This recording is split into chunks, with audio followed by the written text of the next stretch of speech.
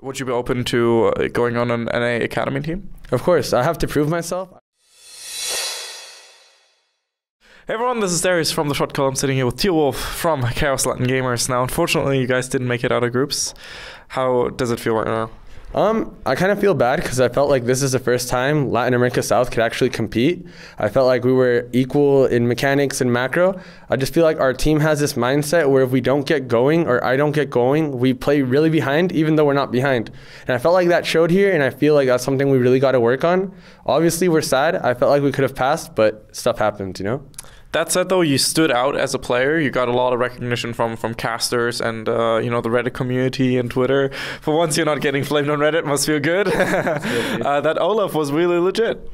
Thanks, dude. I feel like there's lots of things we want to do better. Sometimes it looks like I'm trolling, but our plan just doesn't go, you know? Sometimes I feel like that's something we got to work on, which is coordinating our communication. I felt like finally I got Plugo to coordinate well with me, and I felt like something good we got from this tournament is he got confidence. Plugo used to be like a mage, control mage, safe player, and for the first time he was asking for picks, asking for counter picks, so I definitely felt like we learned a lot. Okay. So we just spoke a bit off camera about your West solo queue experiences. That's always a special one. It's a special treat for EU fans. What has it been like so far? To be truthful, I actually have good win rate here. I was like 22-4, but in last I actually have negative win rate. But in reality, what I do is my way to play solo queue is to train matchups, train stuff, and not actually win. But here in Europe, I actually tried hard. But the biggest issue I felt like in Europe was, dude, it's full of trolls, man. Even the pro players, they just get mad and they just troll. So it kind of sucks, but whatever. I had some good experiences, like I had bad experiences. Is the toxicity level actually that much bigger than in NA or on the Latin American servers? I feel like a lot of the players here are really good, and if they stopped typing and actually focused on the game, we'd have like 500 European teams. Okay, that's some good advice as well. Frong said that in an interview I did with him as well. Just type less. Just type. Yeah, exactly. Don't type. The players are so good, dude. Like there was this one trick pony Zed that was Masters, and I've never seen such a good Zed player until I saw him play Zed. So I feel like if they focus, you'll keep breeding new talent. It's very insane. Yeah, we have a really good Vega player on the server as well, and yeah, I mean, interestingly enough, I remember talking to Exile, and he said that when he went to Korea to scrim there, and he met this Master Tier Z, and basically there was a one trick as well, and he's basically the best Z in the world essentially. So you know that's sometimes how it goes. Have you ever been to Korea and Korean solo queue? No, we've actually never had the opportunity to boot camp. So hopefully, if we get the chance this year, we actually win in our region. We're going to be there a month, and that'd be like a really good experience for us. Probably some toxic experience as well. I feel like I'd rather have open mid than people trying to win a lost game. In my region, the games last like 50 minutes, the queue time's 50 minutes, so I play like 3 solo queues a day. That sucks, yeah. Yeah, it's either playing solo queue with 8 ping or playing with like 70. Yeah, that's really unlucky. So do you actually choose to play that on NA though? NA we have 150. Oh, that's Latin America North that gets NA. Oh, right. We get Brazil, but we get Brazil with 70 ping, and the solo queue isn't that much better.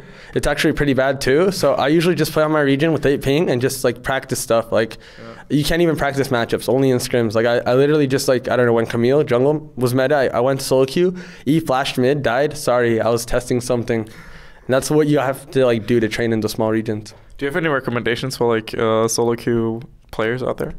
I think like nowadays to be a pro player, there's so many talented individual players. You have to be professional. I think you have to have the competitive mindset, and you have to be an attribute aside from being a good player, a good leader, a good shot caller, a good teammate. I don't know. There's so many things you can be just aside from being a good player.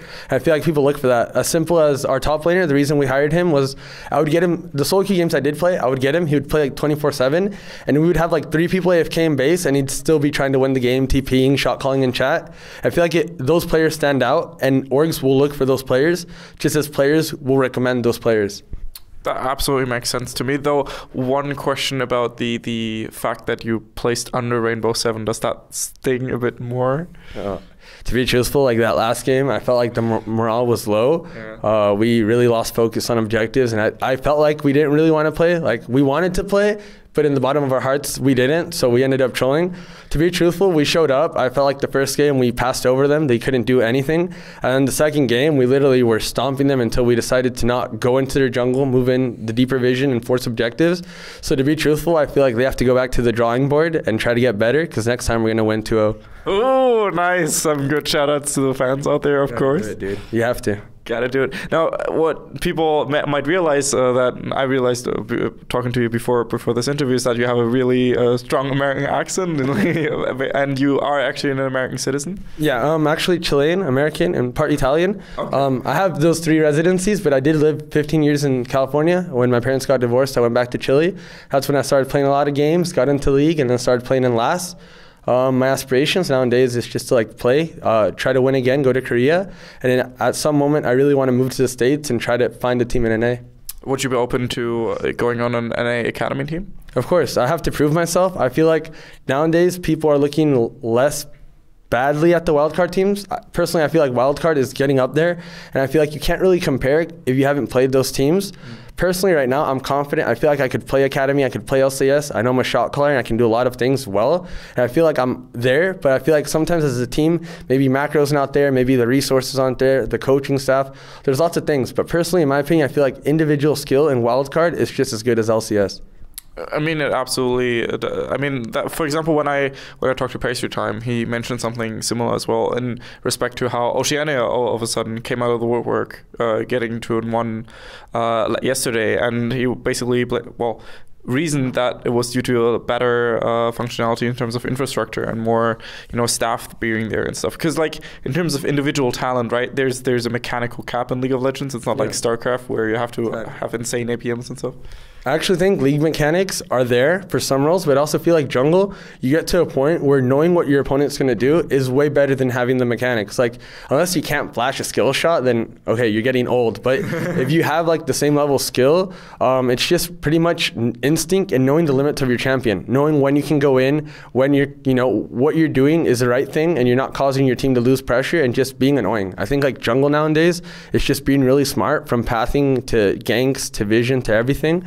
And I personally don't feel like it's mechanics anymore. I feel like we've all gotten to the point where we're good mechanically. Obviously, there's standouts like Peanut, whatever, Khan, you have all those players, but in the usual skill level, it's no longer about mechanics.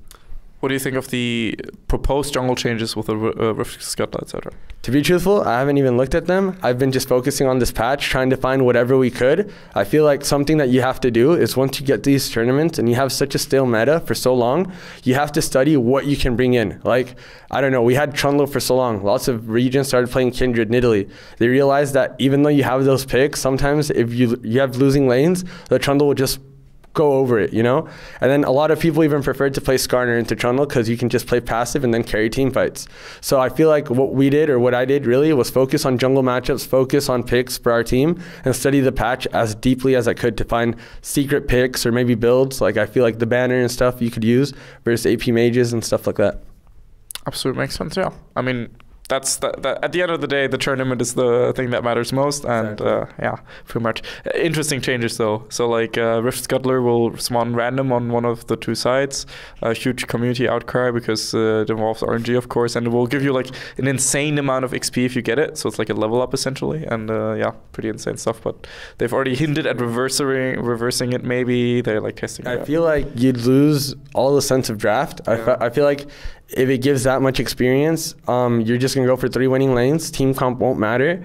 And then it's going to be weird because if both are going for winning lanes, one gets, winning bot, the other winning top, Scuttle spawns bot, you're going to win. So I feel like you either balance it out or just remove the RNG. I feel like Drakes are like that nowadays. I feel like all the Drakes are okay, and it got to that point. But there was a moment where if you drafted a winning bot and you didn't get good Drakes, you could just lose the game because it's a waste of time.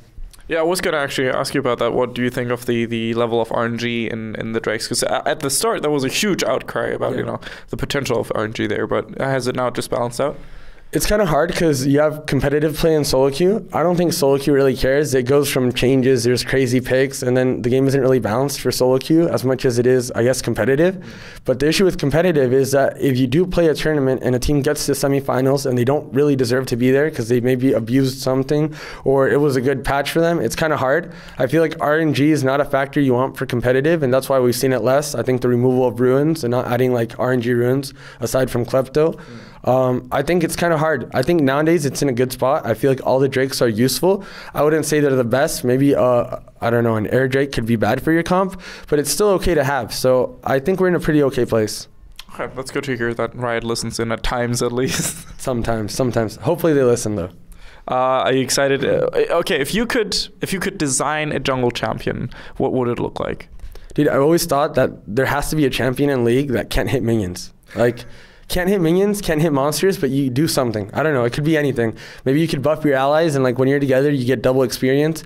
I feel like it'd be cool to have a jungler like Ivern, but not passive like Ivern. Like an aggressive jungler that doesn't have to farm and can leech experience or something. Maybe if he kills you, he gets experience or something like that. I feel like that'd be pretty cool. Maybe it would change the dynamic of how League is played.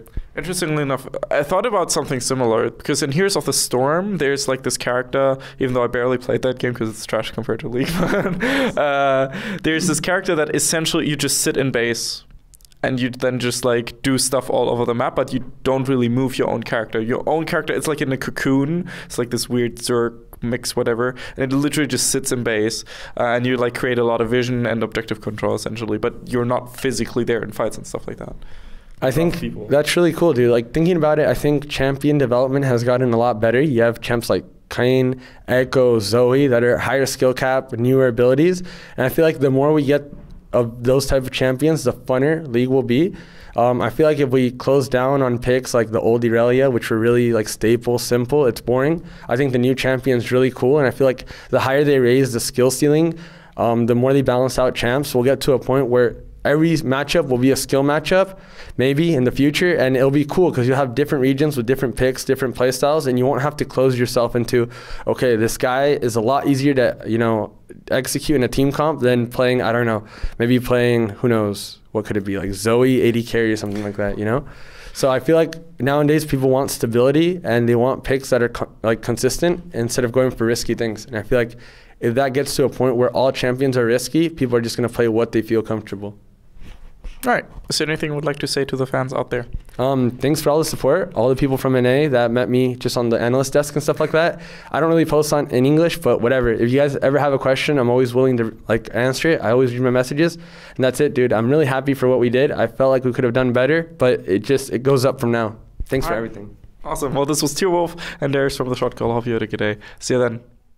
Hey everyone, hope you just enjoyed that MSI interview. We would very much appreciate your support, so please make sure to leave a like and a comment down below, subscribe over here and watch some more of our content here, and make sure to check out the shotcaller.net for more NA, EU and other regional content. Thank you very much for watching. See you guys next time.